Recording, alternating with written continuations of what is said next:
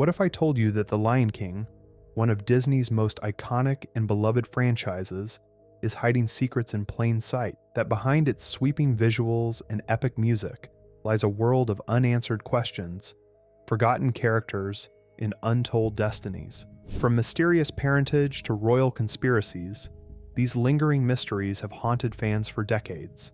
So buckle up, because today we're diving into 10 of the biggest questions The Lion King never answered. Since its debut in 1994, The Lion King has captured hearts around the globe. But even after multiple sequels, spin-offs, and a CGI remake, many parts of the story remain shrouded in mystery. Fans have debated these questions for years, on Reddit, in YouTube comment sections, and even in Disney's own forums. Some answers lie buried in obscure books and TV episodes. Others, still completely unexplained. In this video, we'll uncover these mysteries one by one, combining canon facts with deep fan theories. Some will make you rethink everything you thought you knew. Others might leave you with even more questions. But one thing's for sure, the Pride Lands are not as simple as they seem. 1. Who is Nala's father?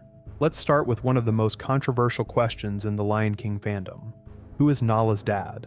In the original movie, we see Nala's mother, Serafina, but there's no mention of her father. And with only Mufasa and Scar shown as adult males in the Pride Lands, fans have speculated the unthinkable, that Nala is either Mufasa's daughter, making Simba and Nala half-siblings, or worse, that Scar fathered her. If Nala is Mufasa's daughter, that creates a disturbing implication of incest when she and Simba fall in love. On the other hand, if Scar is her father, that connects her more closely to the villain she ultimately helped defeat. But there's another possibility, that there were once other male lions in the Pride, who were exiled or killed off-screen. In the 1994 book, The Lion King's 6 New Adventures, Nala's father is named Ni, a rogue lion who wasn't part of Mufasa's royal line. Though non-canon, many fans have embraced this theory as a way to preserve narrative integrity. There's also the biological perspective. In real lion prides, a single male often sires all cubs. If The Lion King tried to reflect this, it might explain the lack of adult males, but also raises even more ethical questions Disney chose not to address. The truth is, Disney left it vague for a reason, but fans can't help but wonder, and if you think that's mysterious, wait until you hear what happened to Simba's own mother, which brings us to our second mystery, one that quietly erased a beloved queen from the story. 2. Why didn't Sarabi appear in Simba's Pride? Sarabi, Simba's mother and the former queen, played a strong and dignified role in the original film, but in Simba's Pride she's completely absent. No mention, no appearance, not even in flashbacks. Some believe this was simply an oversight, or due to the passing of her original voice actress, Madge Sinclair. But within the story's universe, her absence feels glaring. Was she meant to have passed away before the events of Simba's Pride? Did she go into exile or choose a life away from the throne? If she did die, why wasn't it acknowledged? Her death could have added emotional depth to Simba's arc. Instead, her legacy vanishes silently. Perhaps Sarabi, once a pillar of wisdom, was removed because her presence would have overshadowed Kiara's coming-of-age journey. There's also a darker theory, that Sarabi disagreed with Simba's rule and went into exile, much like Kovu's family. While there's no direct evidence of this, the silence surrounding her fate continues to fuel speculation. But Sarabi's disappearance isn't the only vanishing act in this franchise. The next question takes us into the shadows of Scar's downfall, and those who vanished with him. 3. Where did the hyenas go after Scar's death? Scar ruled the Pride Lands with the help of the hyenas, who turned the once prosperous kingdom into a wasteland. But after Scar's fall, the hyenas vanish almost entirely from the narrative. In Simba's Pride, they're nowhere to be seen. Not in the Outlands, not in the Pride Lands, completely gone. In the Lion Guard, they're replaced by a new clan led by Janja, in a different region altogether. One theory suggests that Simba banished the hyenas after reclaiming the throne, fearing a repeat of Scar's rule.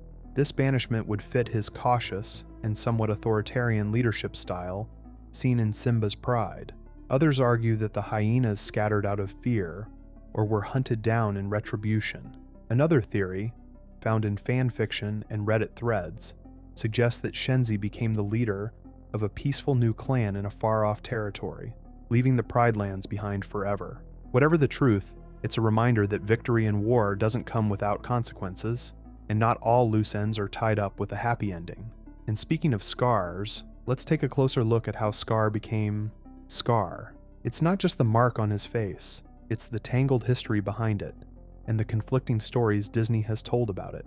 4. Why is Scar's scar still a point of confusion? In the original Lion King, Scar's name and appearance were mysterious, and fans speculated for years about the story behind his iconic scar. Some believed Mufasa gave it to him during a fight. Others thought it was self-inflicted, or the result of a tragic accident that symbolized his fall from grace. But then came the Lion Guard, which attempted to explain the origin. In the special Battle for the Pride Lands, Scar receives his scar from a venomous cobra while trying to use the roar of the elders. Still, many fans weren't satisfied with this explanation, not because it wasn't clear, but because it felt disconnected from the original film's darker tone. Some felt it weakened Scar's mystique by tying it to a magical accident rather than betrayal or inner turmoil. And now, in the 2024 film Mufasa, The Lion King, we finally get a definitive answer. Scar receives his scar in a brutal fight with Mufasa himself. This retelling directly contradicts the earlier Lion Guard version, where a cobra gave him the scar. This duality has left fans divided. Some see the new film as a necessary canon correction, giving more emotional weight to Scar's bitterness. Others feel the conflicting versions add to the confusion, raising questions about which story truly defines Scar's legacy. In the end, the question might not be how Scar got his scar, but why Disney keeps rewriting it. But Scar's past isn't the only one written in shadows. Let's talk about Simba and his striking resemblance to his father, because sometimes appearances reveal more than we think, especially in the royal bloodline. 5. Why does Simba's mane look like Mufasa's? Simba, as an adult, looks almost identical to his father. The mane, the build, even the voice, it's uncanny. In real lion prides, sons don't usually inherit their father's manes so precisely. So what's going on here? Some fans think it's simply artistic shorthand, helping younger viewers instantly recognize the connection between Simba and Mufasa. Others see deeper meaning. Could it symbolize Simba stepping into his father's legacy? Or even the idea of reincarnation? There's a theory that Mufasa's spirit influenced Simba's appearance, that in embracing his father's wisdom, Simba physically grew into his role, almost like the Pride Lands themselves respond to the king's internal growth. And in the Lion Guard, Keon's mane is noticeably different, fiery and untamed. This contrast may reflect how each heir's path shapes them differently. Simba's mane isn't just a design choice, it's a visual statement about destiny, legacy, and carrying the weight of those who came before. Still, while Simba carried Mufasa's legacy, his son carved his own path. But where did that path lead? Keon's journey didn't end with the Lion Guard. In fact, it left us with even more questions. 6. What happened to Keon? After the Lion Guard? The Lion Guard gave us Keon, Simba's second-born and leader of the Pride Lands' elite protectors. But after the show's finale, where Keon becomes king of the Tree of Life, he's never mentioned again. So what happened to him? Did he stay at the Tree of Life forever? Did he ever return to the Pride Lands? And why isn't he in Simba's Pride, which features a much older Kiara, but not a single reference to her brother? Some fans suggest Keon chose a peaceful life away from royal politics, much like a monk choosing solitude over power. Others believe he and Rani started their own legacy in the Tree of Life, creating a new branch of the royal family. There's also the alternate timeline theory that the Lion Guard is not truly canon to the films, but exists in a semi-parallel continuity. Whatever the case, Keon's journey from angry cub to wise leader deserves more closure. Until then, fans continue to write their own endings. But just as Keon disappeared from the spotlight, so did someone else, someone who may have been hiding in plain sight. And that someone is a lioness whose sudden rise to power came without a single word in the first film. 7. Why was Vitani never mentioned in the first movie? Vitani, the fierce daughter of Zira, and eventual leader of the Lion Guard, is a major character in Simba's Pride, but she doesn't exist in the first movie. Was she born after Scar's death? Possibly. But her age in Simba's Pride suggests she was alive during the original film. Some fans think she was hidden away, raised in secrecy due to Scar's plan to protect a potential heir. Others believe she may not be Zira's biological daughter at all, but rather adopted from another pride. In the Lion Guard, Vitani replaces Keon as leader of the Lion Guard, proving her strength and wisdom. This arc adds more depth to her character, but also more confusion about her origins. There's even a theory that Vitani is the child of another rogue lion in Zira, making her Scar's symbolic heir, but not his bloodline. No matter what, Vitani's sudden emergence and rise to power feel like a puzzle missing several key pieces. But what if the missing pieces lie with Scar himself? Did the villain have a legacy of his own? This next mystery dives straight into Scar's bloodline, or lack thereof, and what it means for the Pride Lands. 8. Did Scar ever have cubs of his own? Scar ruled the Pride Lands for years, so did he have any cubs? Theories abound. Many fans believe that Kovu, Zira's son, was Scar's child, but Simba's pride makes it clear he wasn't Scar's son, but he was hand-chosen. Still, that phrasing is suspicious. Why would Zira raise Kovu as Scar's heir if there was no blood tie? Was Disney avoiding darker implications?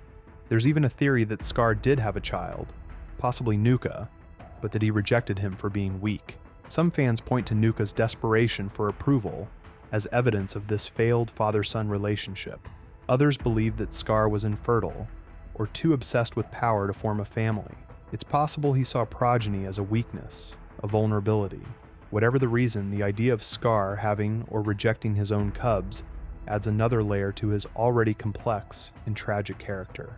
But to understand Scar, we may have to go even further back, to the king before Mufasa, because every king has a beginning, and this one may hold the roots of Scar's rage.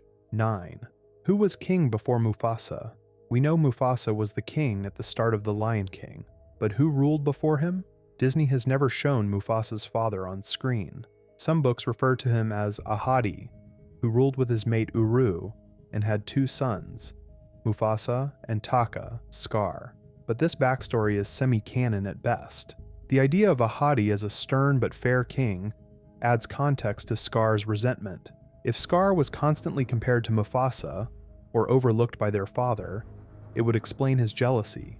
In the 2024 film Mufasa, The Lion King, we finally get a glimpse of Mufasa's early life. The movie introduces a younger Mufasa as a lion without royal blood, who rises to leadership through strength, wisdom, and loyalty. However, the film does not reveal who the king before Mufasa was.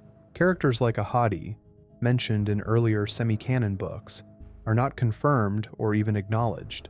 Instead, the story reframes the monarchy entirely, suggesting that kingship isn't necessarily inherited, but earned. So while we learn more about Mufasa's personal journey and his complex relationship with Scar, the identity of the king before him remains unclear. Once again, Disney gives us more context, but leaves one of the biggest questions still unanswered. 10. Will there ever be a Lion King 4?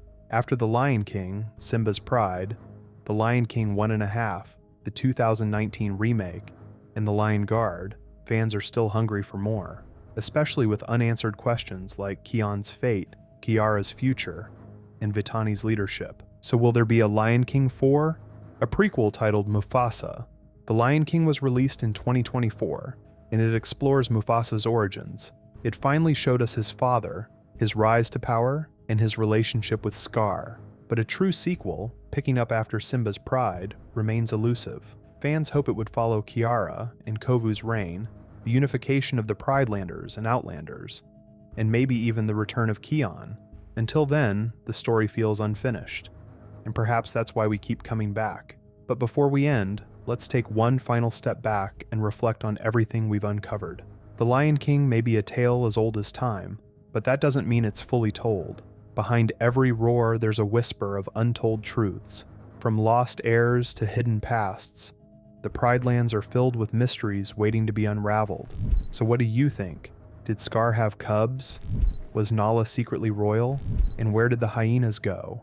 Drop your theories in the comments. And don't forget to like, subscribe, and share this video with your fellow Lion King fans. Until next time, remember, not everything the light touches has been explained.